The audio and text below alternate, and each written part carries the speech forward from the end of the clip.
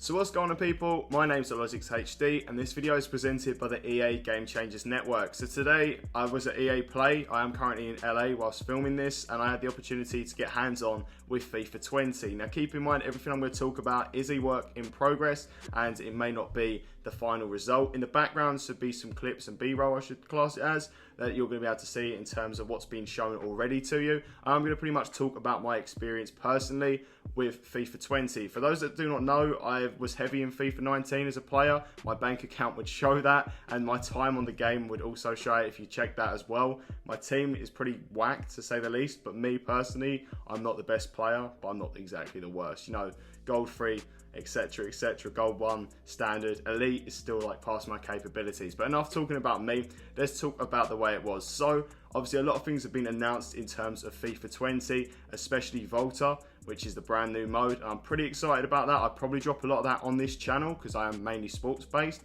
but I mainly got to play the only mode that was available, and it is the head-to-head mode. I'm not going to discuss everything in terms of detail because I'm not 100% sure on what I'm allowed to cover and what I am, but I know that I can talk about the gameplay, which is the main focus, because at the end of the day, the gameplay is the core and what you need to know. So, first impressions, gameplay was a lot slower. I wouldn't say it was as slow as when you first got into FIFA 19 and you felt as if one player was catching up to you. For example, you could have Mbappe and, for example, Per Mertesacker would somehow catch you, which was a bit ridiculous in my eyes, and I'm a guy that does like to have a bit of pace in there, so for that, it was interesting. But when I say the gameplay feels slower, it does, but when I break it down further, you'll understand how it sort of was a benefit as well as a drawback, I should say. Now, in terms of skill moves, which is a lot of things people are going to be discussing, for me personally, the skill moves felt a lot more fluid. The way players take touches and stuff like that was very nice. I felt it was less clunky in comparison to FIFA 19. On one thing for sure, when you're doing skill moves, you could beat a player, like a defender, and it didn't feel like you'd messed up on that skill move after you performed it and they sort of got the ball back straight away, which was a real issue for me in FIFA 19. I felt as if like tackling and stuff like that, it wasn't as effective. Skill moves wasn't as effective unless you did the most OP skill moves, which you know, the El Tornado, I should say, and the La Croqueta, for example. So it was nice. It was nice that I felt like the skill moves were more fluid. And for sure, there's a sense of enjoyment in terms of when you pull off a successful skill move. That's a standard. And when you beat the opponent, I feel like that is the main driver for happiness in terms of that, when you're not the most competitive player. In my case, performing a skill move successfully isn't exactly the often occurrence for me, but when it comes off successfully and you beat a defender, it's very enjoyable. And I really feel like it's going to work out this year, especially with Volta. And I feel like it's going to be great. I really am excited for that mode. I feel like as long as they make sure the skill moves are on point this year and they make sure that they focus a little bit on that, we'll be fine this year. That's my personal opinion, obviously. Moving on to the next one, which is defending. I would say that AI defending, due to the gameplay slowing down, it feels less powerful. That less OP feel, which is pretty damn good in my eyes. Like, I'm really happy about that. You wouldn't know when I've played on like squad battles and I feel as if the defending automatically covers you, or when you're online and it seems like you're playing against somebody with a defender that, even though he's not controlling them, or they're not controlling them, for example, the defending was overpowered. This is my personal opinion. Obviously, not everyone's going to share the same thoughts, but I feel it's a positive with a slower gameplay because it allows you to think more tactically to beat a player, and I guess it's more composure for you as a player. I wouldn't say, the example I would say is it was less like witnessing Sunday League defenders being overwhelmed after a heavy night out on the pitch. That was my personal feel. And it was more like they was there, they was ready to play football, but they wasn't exactly the sharpest tool in the shed. A lot of analogies here. I apologise for that. But yeah, I would say you're a lot less likely to beat a defender, sprint for your life after beating them, and then somehow they catch up with you. For example, I used Ronaldo a lot this time on Ultimate Team. For example, I'm going to bounce it back to FIFA 19. And Team of the Year Mbappe, obviously very, very insane card, overpowered. But I felt like certain players, Heung-min Son's Team of the Season, for example, that I used, you'd try and beat them with a skill move, or you'd manage to beat them, and you'd be running onto goal, and somehow they would still catch up with you. And I'd just be like, you know what, this is pretty ridiculous. Like, the defender seems to be pretty overpowered without even being controlled by the player. But I feel like this year, it doesn't seem like that so much. But again, this is a work in progress, and I know that there's a lot of other factors coming into it, especially when you go down the route of foot, you go down the route of chemistry, and stuff like that. So that's that. In terms of shooting, my honest opinion, which is what I'm trying to go for here, it was interesting. And I mean interesting in a positive way and a negative way. When I mean interesting, I'm saying it was pretty inconsistent.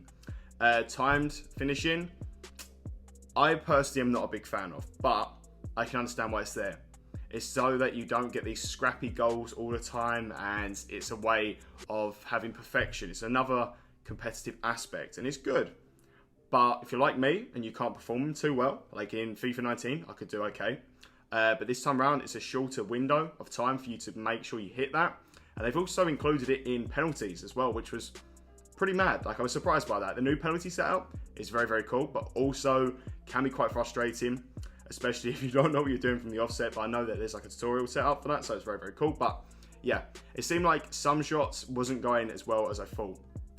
And when you're using the normal shooting, it's not time finishing, you often missed. And I'm like, hold up a second. Like, I'm using a decent player here. Obviously, I won't mention them, but I was using a good player, reasonable finishing, open goal, and somehow they put it wide. And it was the most easiest shot I was ever going to finish in my life. Wasn't much power to it, and it wasn't like he absolutely thumped it. It was more of a case of it just trickled wide, and I was like, do you know what? You're a striker. Like, that's going to frustrate me, and I don't want to be having to time finish if I've beaten the keeper and it's an open net. That's my personal opinion, but that's that. Maybe it's going to be tweaked a little bit, and obviously it depends on the player you're using. For example, Ronaldo in foot might have a much better, he probably would do better in terms of hitting it in the box, hitting it with an open net in comparison to somebody else. That's my personal opinion, but I don't know whether it's going to work like that. Again, it's very, very early. But yeah, time finishing, much harder, smaller window, but it's very satisfying when you pull it off. And a lot of shots were going that I was very, very happy with. And I was like, do you know what? The mechanic is quite nice. Heading, corners are going to be quite hard to do. Like, I was trying to do timed headers, like obviously the heading version of time finishing. And I was a bit like, I actually can't pull these off. I kept getting it in the red. I think I got it in a yellow a couple of times. And I actually got it on target, which was cool. But I feel like it's going to be very hard to pull off.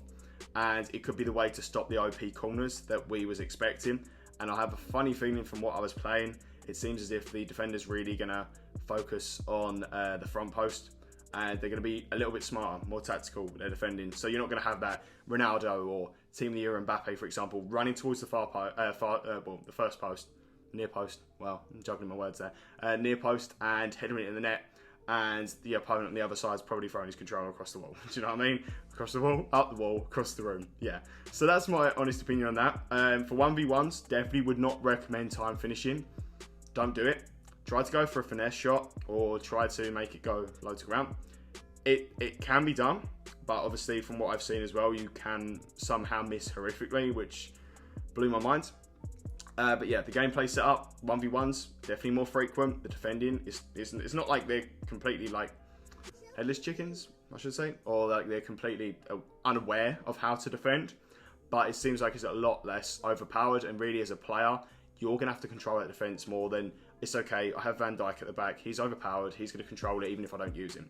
So yeah, you're gonna get a lot more 1v1s, so it's going to be down to a route of you as a defending player to really focus on stopping that.